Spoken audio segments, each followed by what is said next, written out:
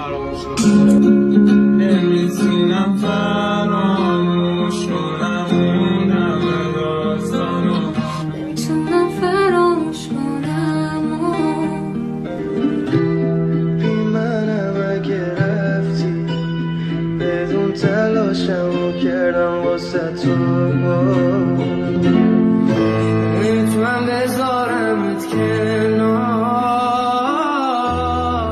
سخت ترین دلم هم واسه تنگه اندازه تهران. کجایی بگو الان ممکنه بمیرم و نبینم تران.